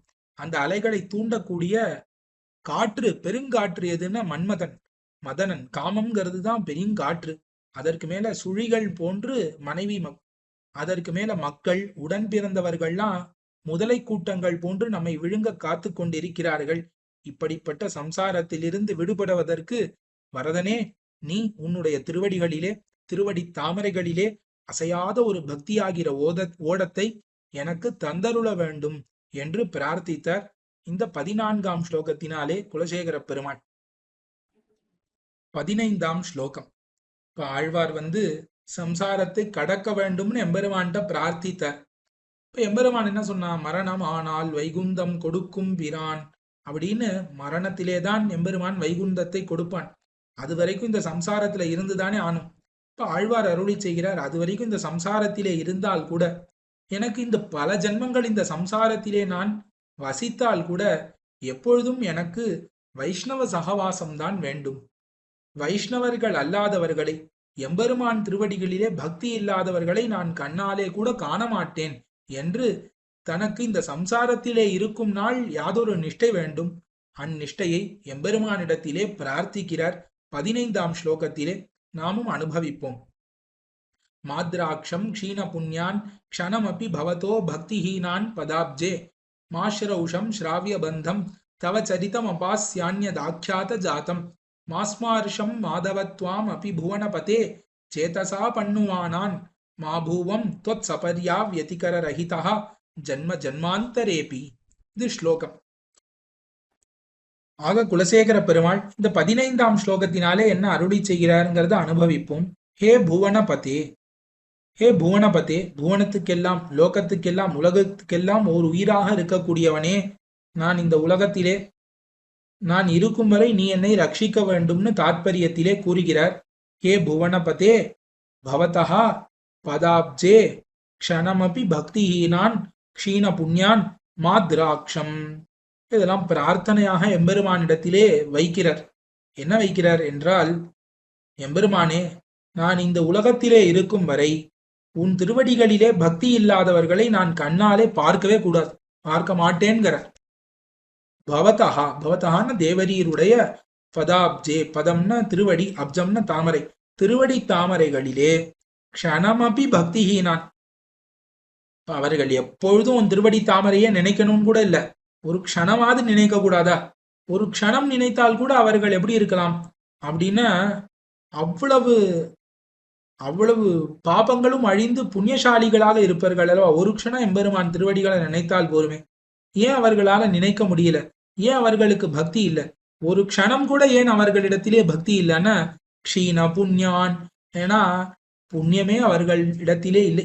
ஒரு நொடி கூட பக்தி அவர்களிடத்திலே இல்லை.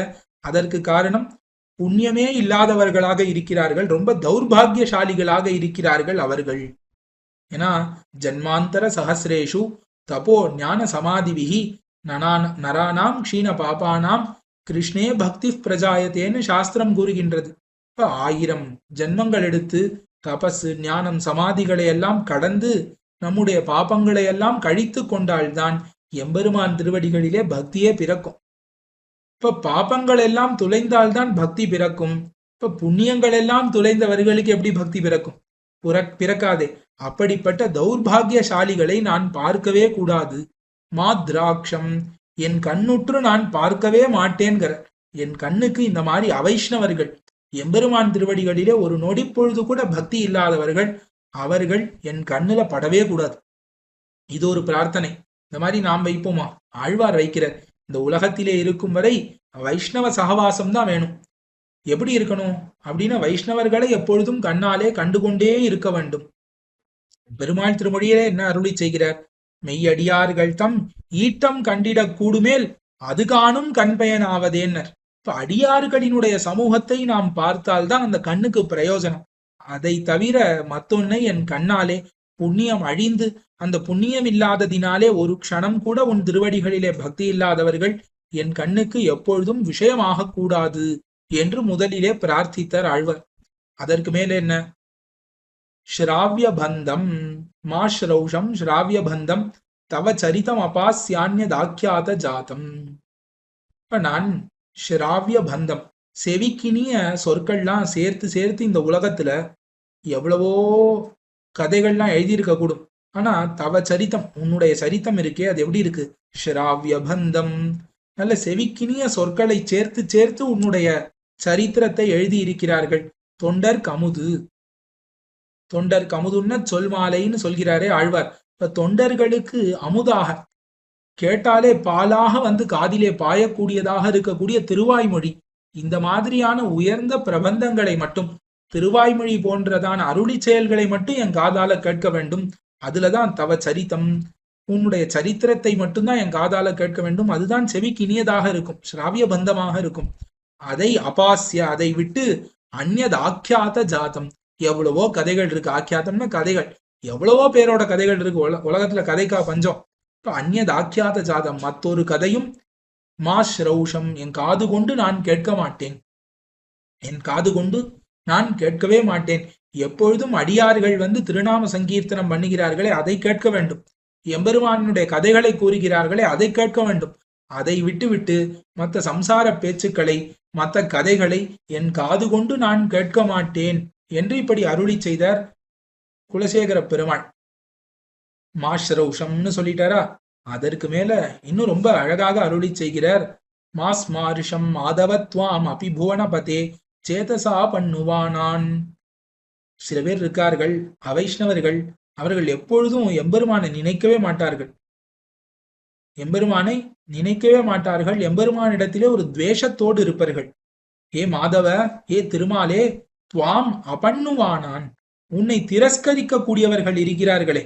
இப்ப எம்பெருமான் அப்படின்னு ஒருத்தன் இருந்தான்னாலே ஆகாது, எம்பெருமானே ஒருத்தன் கிடையாது. இந்த உலகத்துல எவ்வளவோ பேர் ஈஸ்வரனே இல்லைன்னு சொல்கிறார்கள். இப்ப கடவுள் என்றே கிடையாதுன்னு சில நாஸ்திகர்கள் கூறுகிறார்கள்.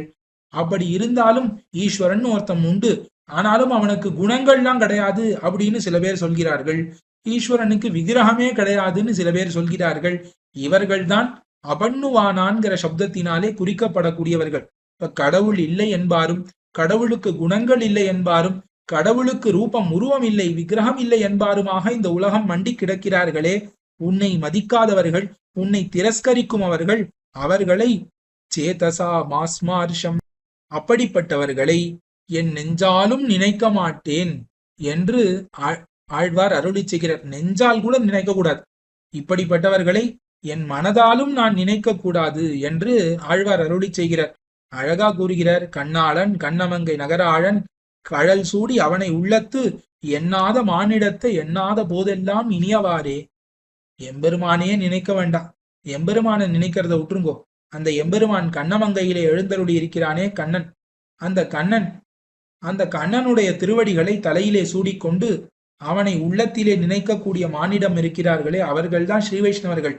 அப்படி யார் எம்பெருமானை மனதால நினைக்கவில்லையோ அவர்களை எண்ணாத போதெல்லாம் இனியவாறே. அவர்களை நினைக்காத எல்லா நொடியும், ஒவ்வொரு நொடியும் இனிமையாக இருக்கும். பகவானை நினைக்கிற நொடி இனிமையா இருக்குங்கிறதையே விட்டுடுவோம். பகவானை நினைக்காத அவைஷ்ணவர்கள் இருக்கிறார்களே, அவர்களை நினைக்காத நொடியும் அவ்வளவு இனிமையா இருக்குமா. எவ்வளவு பகவானை நினைப்பது முக்கியமோ அப்படி பகவத் சம்பந்தம் இல்லாதவர்களை, வைஷ்ணவர்கள் அல்லாதவர்களை நினைக்காமல் இருப்பது அவ்வளவு முக்கியம், அவ்வளவு உயர்ந்த பிராப்யம் என்று இத்தாலே காட்டுகிறார்கள். சேதசா மாஸ்மார்ஷம் என்று கூறி அதற்கு மேல ஜன்ம ஜன்மாந்தரேபி துவத் சபரியா வியதிகர ரஹிதா மாபூவம், இந்த ஒரு பிறவிதான் எனக்கு அப்படின்னு நீ முடித்து பரமபத தேர கூட்டி கொண்டு போனாலும் பரவாயில்ல, இல்ல இன்னும் பற்பல பிறவி, இன்னும் இந்த ஜென்மம் இதுக்கு அடுத்த ஜென்மம் எவ்வளவு வேணா நீ ஜென்மம் கொடு, அதுவும் பரவாயில்ல, நான் ஏத்துக்கிறேன். ஆனா அந்த ஜென்ம ஜென்மாந்தரங்களிலும் கூட ஒரே ஒரு பிரார்த்தனை என்ன தெரியுமா? எப்பொழுதும் தொத் சபரியா, சபரியான திருவாராதனம் பூஜைன்னு அர்த்தம். உனக்கு எப்பொழுதும் நான் திருவாராதனம் பண்ணி கொண்டு, உனக்கு எப்பொழுதும் பூஜை பண்ணி கொண்டு, உன்னுடைய கைங்கரியத்திலே இந்த உடலாலே ஈடுபட வேண்டும். அப்படி கைங்கரியம் இல்லாதவனாக நான் மாபூவம் இருக்கவே மாட்டேன், இருக்கவே கூடாது. எப்பொழுதும் உன் திருவாராதனத்திலே அன்வயித்து கிடக்க வேண்டும் என்று பிரார்த்திக்கிறார் இந்த கடைசி வரியினாலே. இப்ப இதனால என்ன சொல்ல வர்றார்? இந்த உலகத்திலே நீ என்னவை வைத்தாலும் என்ன பண்ணு, அவைஷ்ணவ சகவாசம் மட்டும் கொடுத்துடாது. ஏன் தெரியுமா? அவர்கள் எப்பொழுதும் என்ன பண்ணுவார்கள்? உன்னிடத்திலே பக்தி இல்லாதவர்களாக இருப்பார்கள். அவர்களை நான் கண்ணாலையும் பார்க்க மாட்டேன். அவர்களுக்கு க்ஷணம் கூட புண்ணியம் கிடையாது, புண்ணியமே பண்ணி அறியாதவர்கள். அவர்களை என் கண்ணாலே பார்க்க மாட்டேன். அவர்கள் இருந்தா என்ன பண்ணுவார்கள்? கண்ட கதைகள் எல்லாம் பேசுவார்கள். அந்த கதைகளை நான் என் காது கொண்டு கேட்க மாட்டேன். நான் எதை கேட்பேன் அப்படின்னா, செவிக்கினிய செஞ்சொல்லாக இருக்கக்கூடிய உன்னுடைய சரித்திரம், திருவாய்மொழி, ஸ்ரீராமாயணம் முதலான இந்த சரித்திரங்களையே காது கொண்டு கேட்டுக்கொண்டு இருப்பேனே தவிர வேறு பிரபந்தங்களை நான் காது கொண்டு கேட்க மாட்டேன். அது மட்டும் இல்ல, திருமாலே உன்னை திரஸ்கரிக்கக்கூடியவர்கள் நாஸ்திகர்கள், உனக்கு விக்கிரகம் இல்லை, விபூதி இல்லை, குணம் இல்லைன்னு சொல்லக்கூடியவர்களை நெஞ்சாலும் நான் நினைக்க மாட்டேன். இந்த சம்சாரத்துல இருந்தா இப்படிதான் இருக்கணும். அப்படி நீ இன்னொரு ஜென்மம் கொடுப்பாயாகிலும் நீ என்ன பண்ணு? உன் பூஜையிலேயே, உன் திருவாராதனத்திலேயே என்னை எப்பொழுதும் வைத்திருக்க வேண்டும் என்று இப்படி இந்த 15ஆம் ஸ்லோகத்தினாலே குலசேகர பெருமாள் எம்பெருமானிடத்திலே ஒரு அழகான பிரார்த்தனையை வைத்தார். இப்படி 11ஆம் ஸ்லோகம் தொடங்கி மனசை பார்த்து பற்பல விஷயங்களை குலசேகர பெருமாள் அருளி செய்தார். முதல்ல பாபங்களை கண்டு பயப்படாதேன்னு சொன்னார். அதற்கு பிறகு இந்த சம்சாரத்தை கடக்க வேண்டும்னா எம்பெருமான் தான் படகாக ஆகக்கூடியவன் சொன்னார். அதற்கு மேல எம்பெருமானிடத்திலே வைக்கக்கூடிய பக்தி கண்டிப்பாக நம்மை சம்சாரத்தை கடத்தி வைக்கும்னு சொன்னார். அதற்கு மேல எம்பெருமானை பார்த்து அந்த பக்தியை வேண்டும்னு பிரார்த்தித்தார். அதற்கு மேல அந்த பக்தியை கொடுத்தாலும் கொடுக்காவிட்டாலும் ஸ்ரீ வைஷ்ணவர்கள் அல்லாதோர் சகவாசம், அவர்களை கண்ணாலே காணுதல், அவர்கள் பேசுவதை காதாலே கேட்டல், அவர்களை மனதாலே நினைத்தல் எதுவும் எனக்கு இருக்கக்கூடாது.